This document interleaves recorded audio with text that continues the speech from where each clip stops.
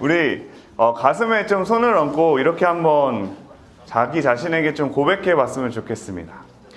우리 한번 이렇게 한번 고백해 볼까요? 나는 하나님께 사랑받기에 충분한 사람입니다. 우리 다시 한번 우리 영혼에 이렇게 한번 선포합시다. 나는 하나님께 사랑받기에 충분한 사람입니다. 우리 다시 한번 이야기할 때 이번엔 세상 어떤 기준과 조건도 나를 향한 하나님의 무조건적인 사랑을 바꿀 수 없습니다. 세상 어떤 기준과 조건도 나를 향한 하나님의 무조건적인 사랑을 바꿀 수 없습니다. 네, 아멘. 의미가 전달됐죠, 여러분?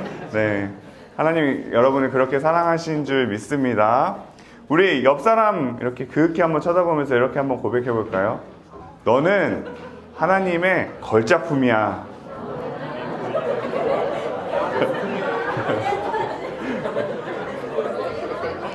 네, 여러분은 하나님의 걸작품입니다. 그 사실을 기억하시면서 오늘 하루 이렇게 살아냈으면 좋겠습니다. 노답이어도 괜찮아 라는 제목으로 함께 말씀 나누기 원하는데요.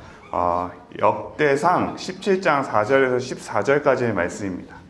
역대상 17장 4절에서 14절까지의 말씀, 제가 한 절, 여러분 한 절 이렇게 교독하여 읽도록 하겠습니다. 다 찾으셨나요? 네. 가서 내 종 다윗에게 말하기를 여호와의 말씀이 너는 내가 거할 집을 건축하지 말라.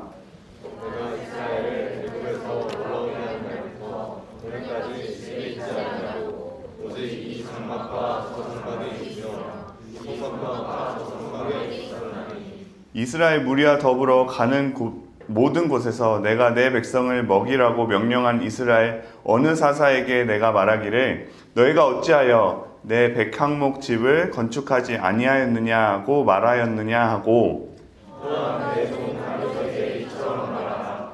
만군의 여호와께서 이처럼 말씀하시기를 내가 너를 목자 않고 양의 떼를 따라다니던 데에서 데려다가 내 백성 이스라엘에 건축하도록 내가 어디로 가든지 내가 너와 함께 있어 내 모든 대적을 내 앞에서 멸하였은즉 세상에서 존귀한 자들의 이름 같은 이름을 내게 만들어 주리라. 내가 또 내 백성 이스라엘을 위하여 한 곳을 정하여 그들을 심고 그들이 그곳에 거주하면서 다시는 옮겨가지 아니하게 하며 악한 사람에게 전과 같이 그들을 해치지 못하게 하여 전에 내가 사사에게 명령하여 내 백성 이스라엘을 다스리던 때와 같지 아니하게 하고 또 내 모든 대적으로 내게 복종하게 하리라. 또 내게 이르노니 여호와가 너를 위하여 한 왕조를 세울지라. 내 생명의 연한이 차서 내가 조상들에게로 돌아가면 내가 내 뒤에 내 씨 곧 내 아들 중 하나를 세우고 그 나라를 견고하게 하니 그는 나를 위하여 집을 건축할 것이요 나는 그의 왕위를 영원히 견고하게 하리라. 나는 그의 아버지가 되고 그는 나의 아들이 되리니 나의 인자를 그에게서 빼앗지 아니하기를 내가 내 전에 있던 자에게서 빼앗은 것 같이 하지 아니할 것이며. 같이 읽겠습니다. 내가 영원히 그를 내 집과 내 나라에 세우리니 그의 왕위가 영원히 견고하리라 하셨다 하라. 아멘. 제가 생각해보면 광고를 안 했어요. 중요한 광고입니다. 여러분 주일 이번 주 내일 모레 주일 우리 4부 예배 끝나고 뭐가 있죠? 네, 세렝보 파티가 있습니다. 여러분 그동안 또 장교자를 놓고 같이 기도하고 또 여러 가지 준비한 시간인데요. 함께 오셔서 정말 행복한 파티가 될 수 있도록 여러분 함께 와주셔서 또 기쁜 마음으로 함께 잘 누려주셨으면 좋겠고, 여러분들이 그동안 기도하고 끝나는 것이 아니라 계속해서 우리 장결자 VIP들을 위해서 계속해서 기도하는 시간이 되었으면 좋겠습니다. 한 가지 더 광고가 있는데요. 이번 주 주일 오후 6시부터 선교 신청 링크가 열립니다. 우리 V국, 우리 이청연합으로 가는 V국, 네, 신청 링크가 열리니까요. 여러분 많이 기도해 주시고 함께 가서 또 하나님의 일하심을 경험하는 귀한 시간 됐으면 좋겠습니다. 그래서 기억해 주시고 6시에 꼭 신청해 주시면 감사하겠습니다. 네, 감사합니다. 대답해 주셔서. 여러분, 노답이라는 말 자주 쓰시나요? 요즘 청년들 사이에서 흔히 쓰는 표현 중에 하나죠. 무슨 말이에요? 답이 없다.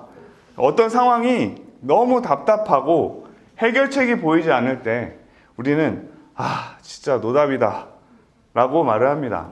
그런데 이 말을 하는 순간들을 가만히 이렇게 들여다보면 우리의 현실적인 고민과 딜레마가 담겨 있습니다. 예를 들어 이제 취업을 준비하시는 분들은 아실 거예요. 학교에서 학점 관리를 정말 열심히 하고 자격증도 따고 봉사도 하고 여러 경험들을 했는데 원하는 기업에서 서류조차 통과되지 않을 때가 있죠. 우리 성태 말님처럼. 네. 주변 친구들은 하나 둘 취업 소식을 전하는데 나는 아직도 면접 기회조차 오지 않을 때 어때요? 나는 진짜 노답이야 라고 한숨을 쉽니다.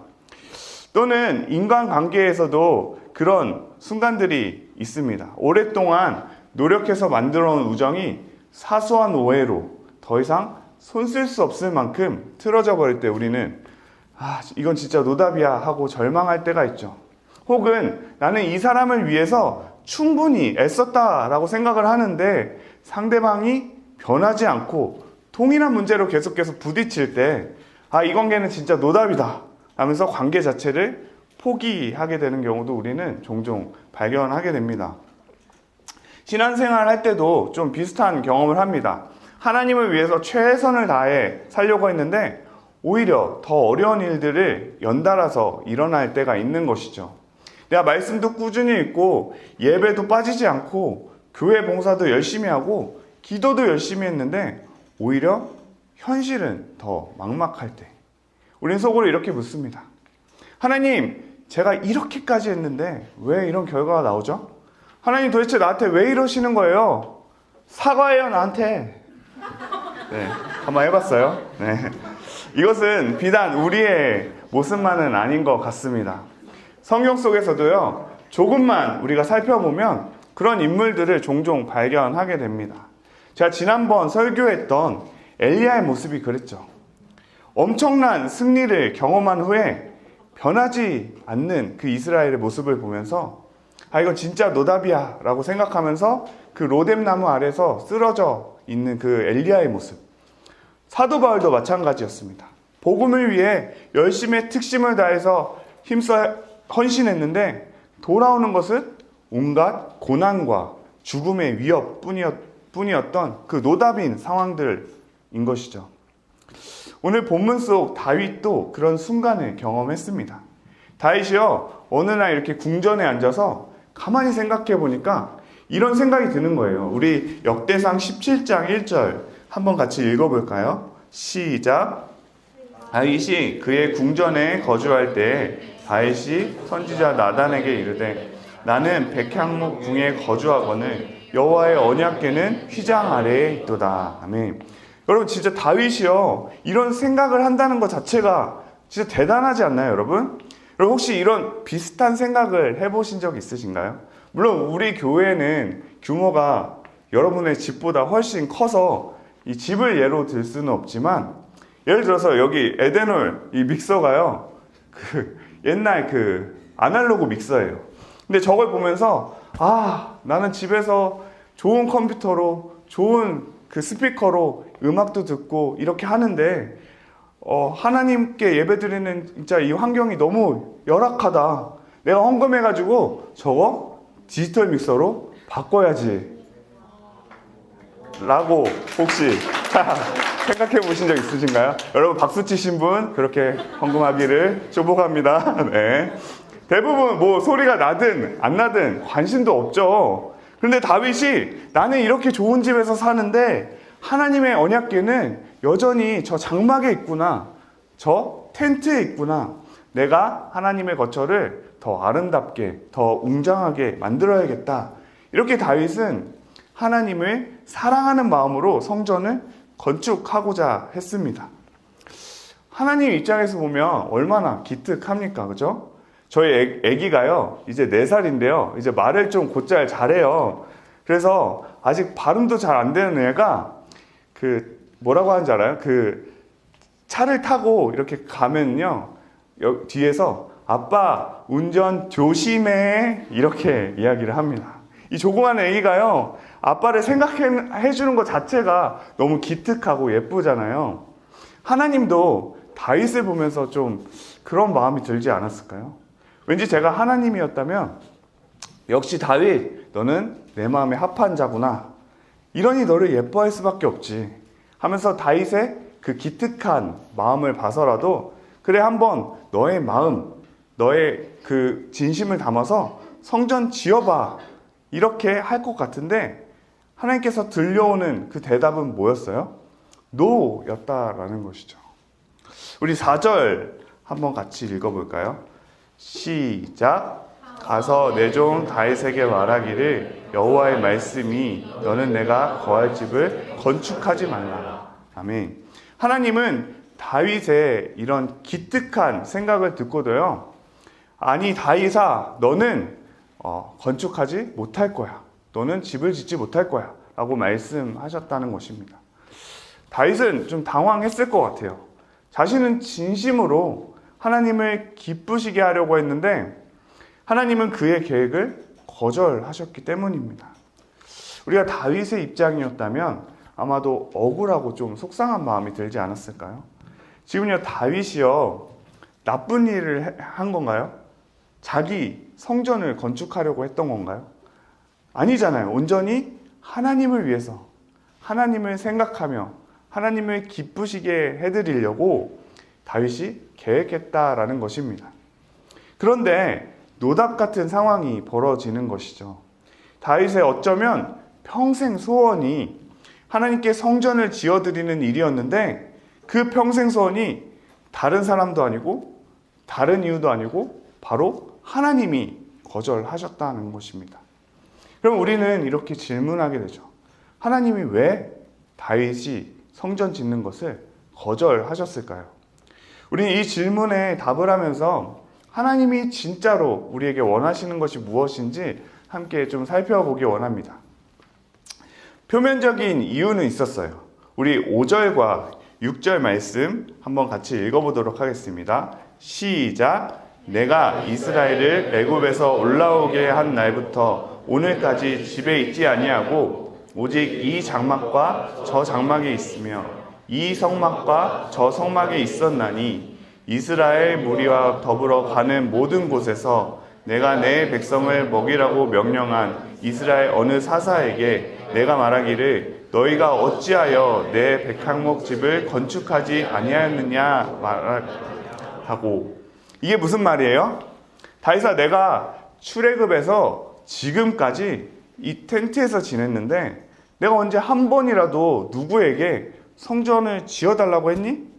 그러니까 너 열정, 너가 날 사랑하는 마음은 알겠는데 그거 내가 원하는 것이 아니라는 것이죠. 여러분 혹시 나는 솔로 보시나요?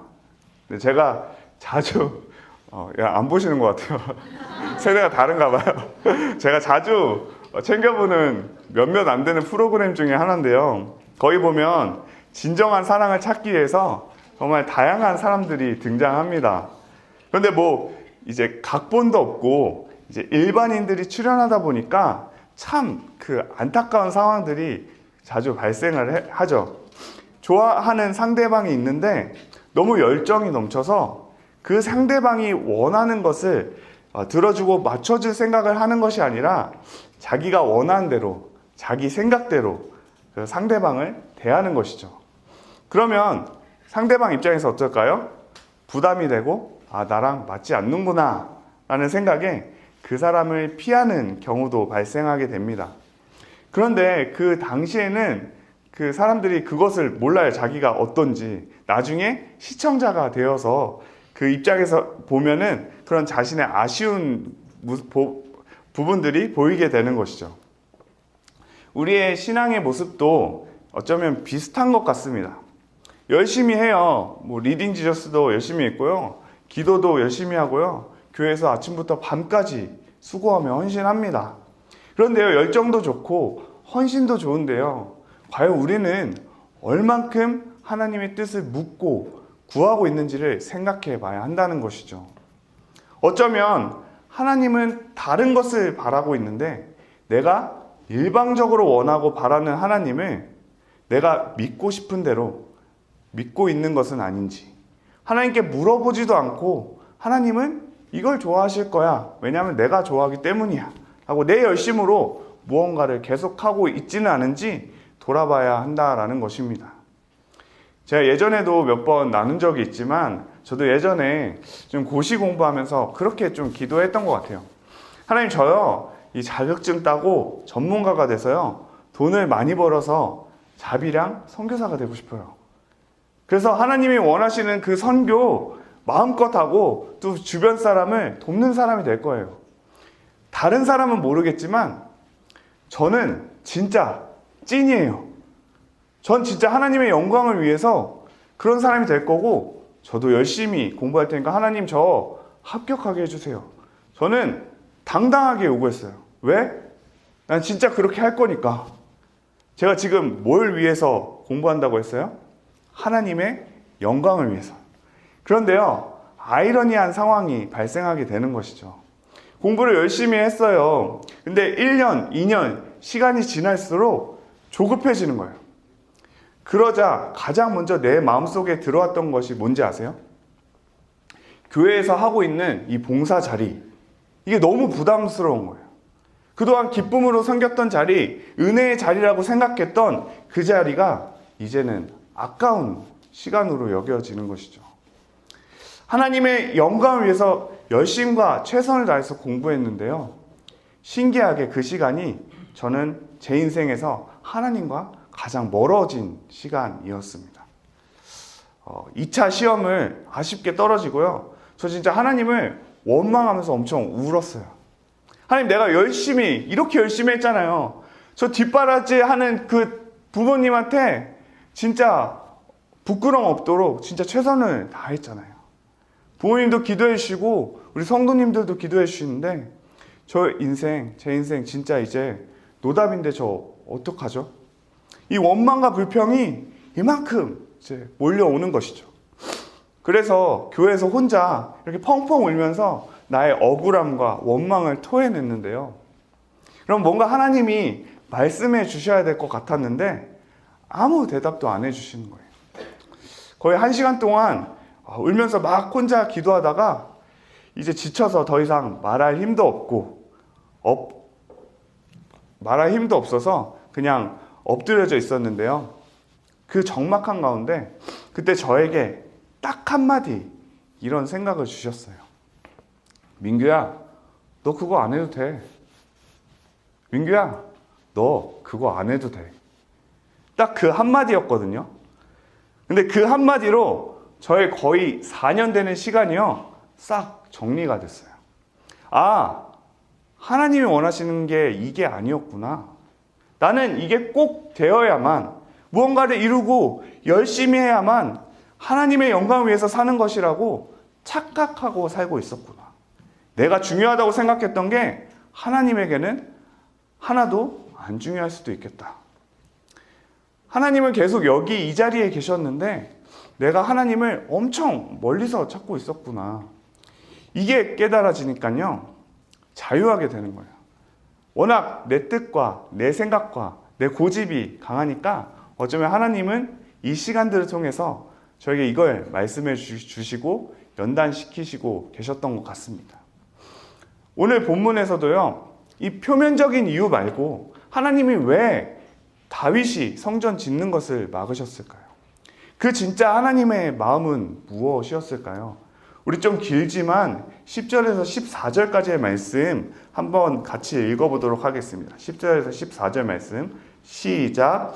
전에 내가 사사에게 명령하여 내 백성 이스라엘을 다스리던 때와 같지 아니하냐.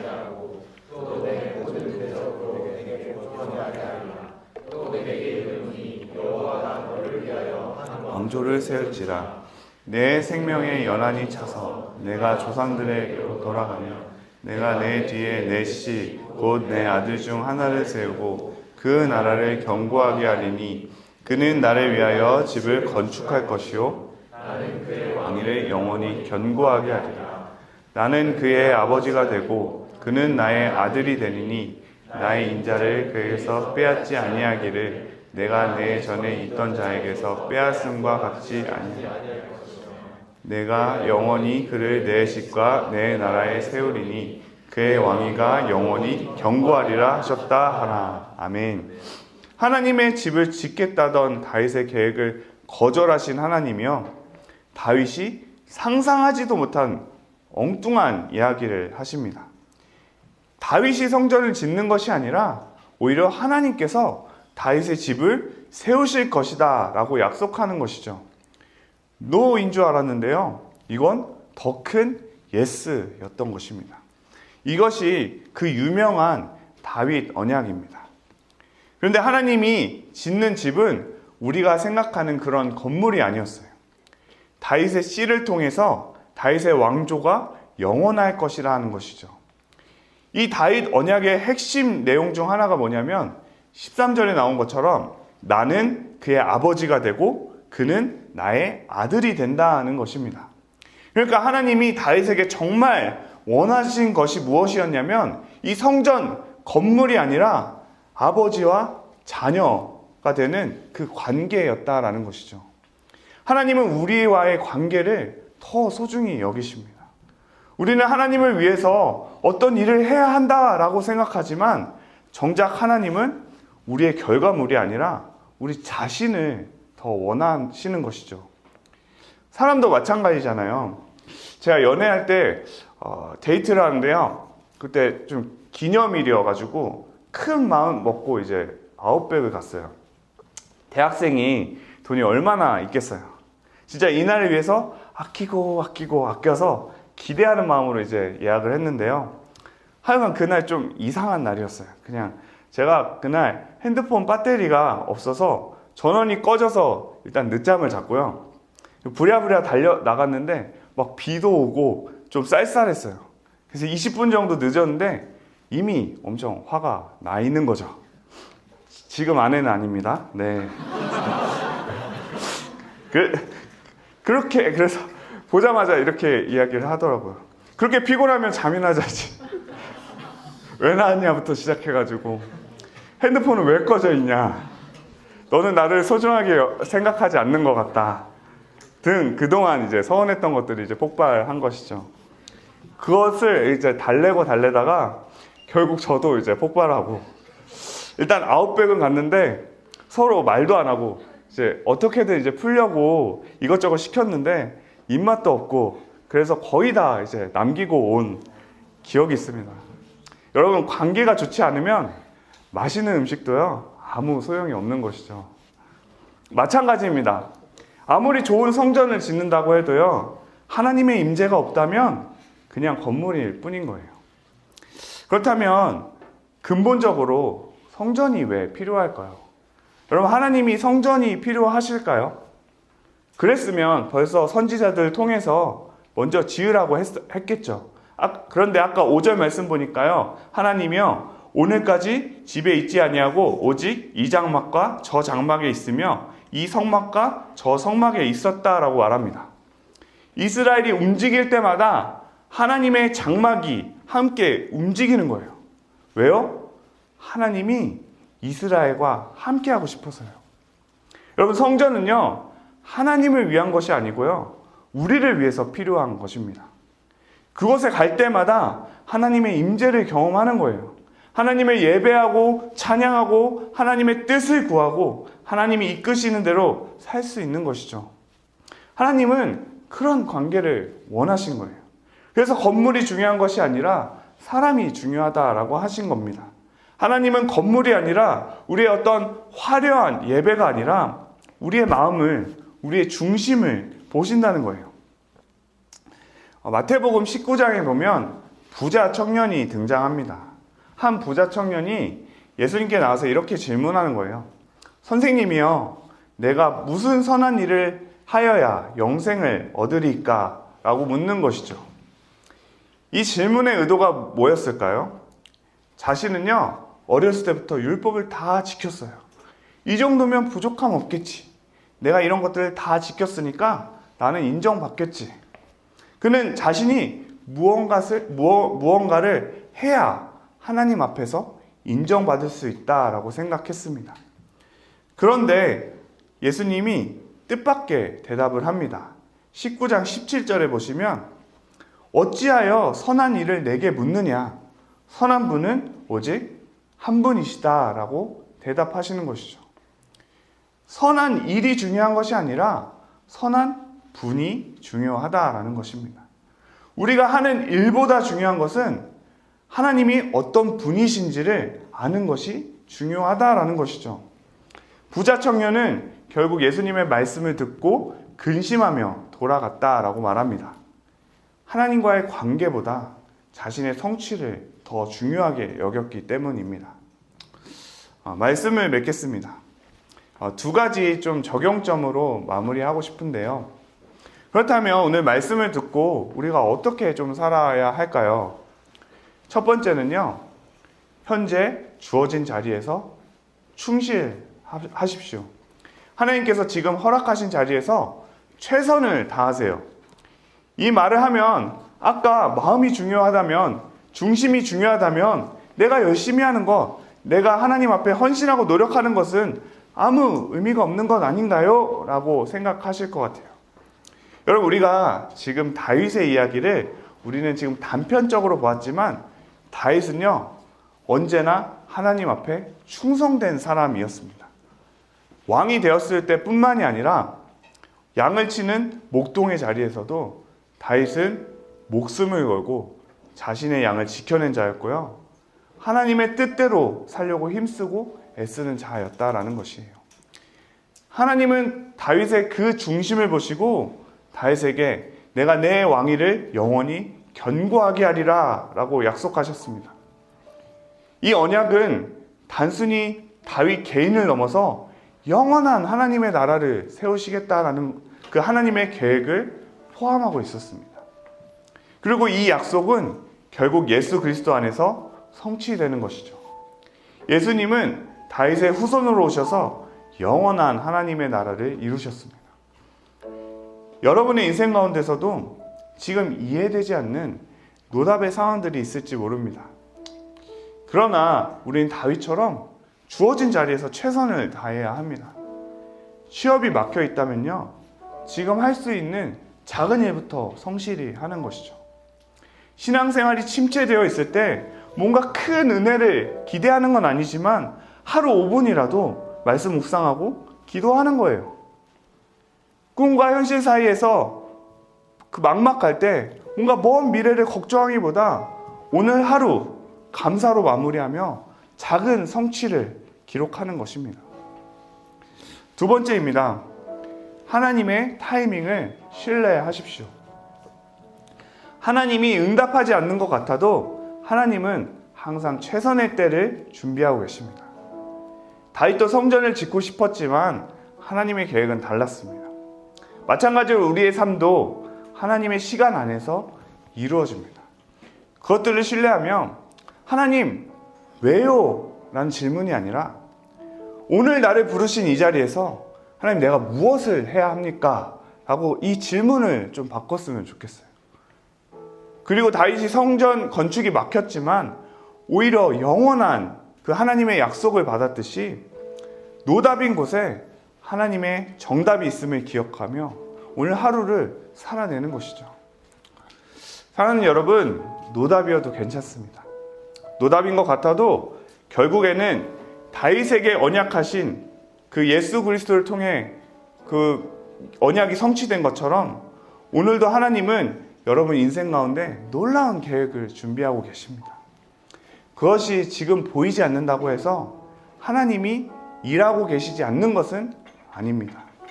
하나님은 여전히 여러분을 사랑하시고요.